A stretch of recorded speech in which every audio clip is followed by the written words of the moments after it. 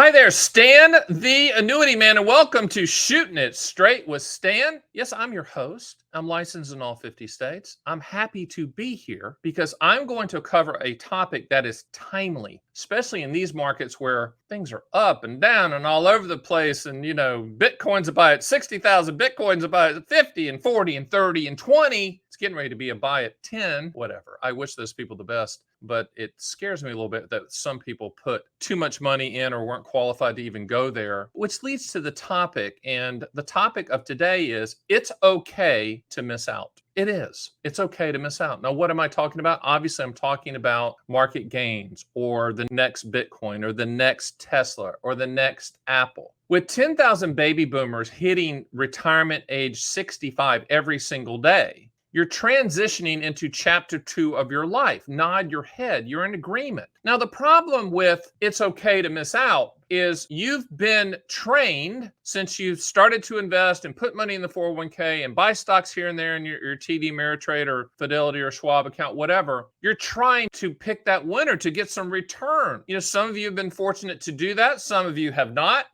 You're like a contrarian. Anything you buy, someone should short. And I get an annuity amen on that. But it's okay to miss out. And you're going to have to train yourself going forward into chapter 2 of your life, which is retirement, lifestyle, living your life, living the life that you have earned, that you have worked and scrimped and saved to get to. You're going to have to learn it's okay to miss out. It's okay to go to that cocktail party where someone says that they bought Bitcoin at 100, or they bought Apple at 20, or they bought Microsoft at 40, or Amazon at 50. First of all, I'm not sure you can believe those people, because if they did, they shouldn't be at the cocktail party. They should be on a boat somewhere, or, not at a cocktail party. But a lot of people try to brag. And a lot of people nitpick and cherry pick and all that stuff and tell you that the winners and never tell you about the losers. But you're going to have to be okay with that. See, when you go into chapter 2 of your life, it's all about lifestyle. It's all about contractual guarantees, whether you want to protect the principal, never lose a penny, or if you want a lifetime income stream that you can never outlive as long as you're breathing, whether it's for you or set up for you and your spouse, joint life, whatever. That's the reality of chapter 2. It's one or two of those things or both.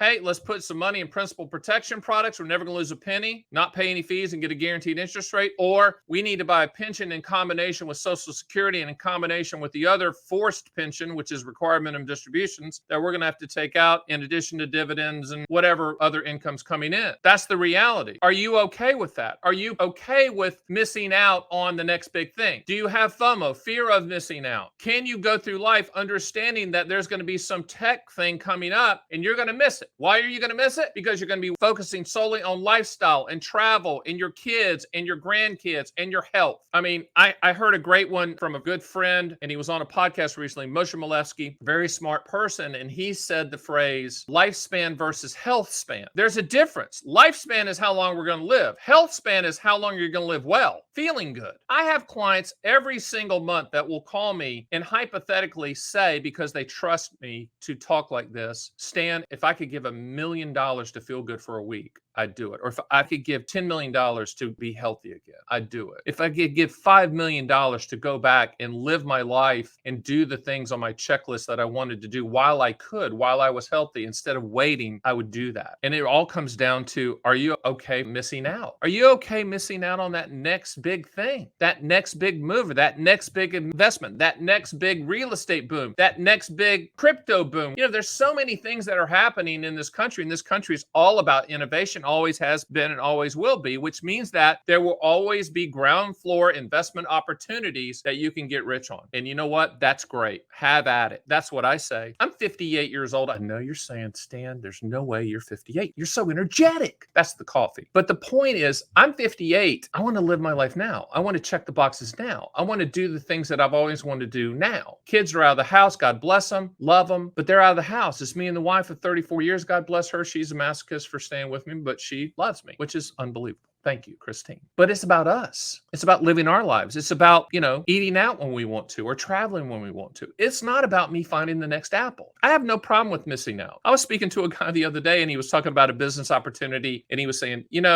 Stan, I know you're a serial entrepreneur. You've done some things. Are you interested in maybe putting some money? I'm like, absolutely not. I don't want to track that. I don't want to do that anymore. That's not what I want to do in chapter 2 of my life. I'm not retiring. I'm Stan the Annuity Man. I'm going to be here in perpetuity, as they say, doing these videos videos and trying to help you overcome these hurdles, mental hurdles that get in the way of living your life. I call them the scars of the middle class or scars of the lower middle class. I tell the story all the time about going to McDonald's one time and trying to order the large fry. And my father looked at me like I had killed somebody. Large fry? We can't afford a large fry. What are you talking about, large fry? That's a scar. That's a scar of the middle class. My wife and I were talking the other day, and we are fortunate enough that we have done well in this business. And if I don't sell another annuity, I'm not kidding you. I'm good. I'm fine. I do this because A, I like doing it. B, I love telling the truth. And C, I like kind of annoying the industry sometimes because I think they should be going in my path, my direction of contractual guarantees. My wife was saying that we were talking about something. She goes, "Oh, that's a lot of money." I went, "At what point in time will you not say that? At what point in time will you say, we can afford that, or I'm going to go ahead and buy that because we're not going to be here forever?" But it's hard for her. She grew up in rural Nebraska in a trailer, and her father was a hardworking mechanic. Her mom was a nurse. They were struggling, just like my parents were elementary school teachers after they retired from coaching. There wasn't a lot of money. I mean, we were always pinching and scrimping, and I get that. And that's the scars of the middle class. My wife tells a good story about when she used to go to the store with her grandmother, who actually had some money because they were ranchers, but she felt like she couldn't buy but just one thing because her mom was talking about, how times were tough and things like that. And that stuck in her head. I think it sticks in her head to this day. What I'm asking you is, I want you to think about you growing up. We all have stories. It all wasn't perfect. It was great. It was good and bad, right? We all have those stories, and our parents did the best they could. And I did the best I could as a parent. But can you think of some things that fear of missing out that's still plaguing you to this day, especially with your investments and your money and your retirement decisions? Because if you can bring that up, you need to work through that. I'm not a psychologist. My wife is, fortunately. She's a clinical psychologist, which kind of explains why she married me, because I might be a lifetime study, maybe, and there could be a book that I don't know about that she's writing on the side when I go to bed at night. Hey, who knows? It could happen and be a great book. But the point is this: live your life. Forget missing out. Forget all of that stuff. It's about you. You need to be selfish with your time, selfish with your life, selfish with your family, because this one hit me recently. My wife is an administrator of a private school at the time of this taping, and it's a private school, and one of her teacher's husbands going to the store to pick something up, person crosses the road, hits him head on, and dies. He had on a seatbelt, died. The person hitting him didn't have on the seatbelt, died. There's no justification for that. Life isn't fair. We could be gone tomorrow. This isn't some religious thing. I'm just telling you, and I'm begging you to live your life. Put the contractual guarantees in place with a portion of your portfolio so that you don't have to worry about anything. And if you have some money in investments that can go up and down, you're going to be a better investor because you've put in place the guarantees that's needed. I recently did a video called "You've Won the Game, so why are you still playing?" This kind of dovetails into that. If you've won the game, a lot of you have, and get on the phone with me and I'll explain it to you mathematically. If you've won the game, then why are you worried about missing out on something? Why is that? Listen to what Moshe Milevsky says about lifespan versus health span. I think going into chapter 2 of my life, and I hope you're doing this as well, one of my major focuses is health, because as we know, when you pass 50, things change. You're not as vibrant. I know that's hard to believe, but it is what it is. So I know I rambled a little bit here, but I think I've hit a nerve. I just feel like I'm connecting with a lot of you out there about who cares if you're going to miss out? Who cares? Who cares about the next one, the next winner? Why? Because you've already won. That's a good one. Who cares about the next winner if you've already won? And who cares about missing out? Not you, right? Nod your head. See you next time.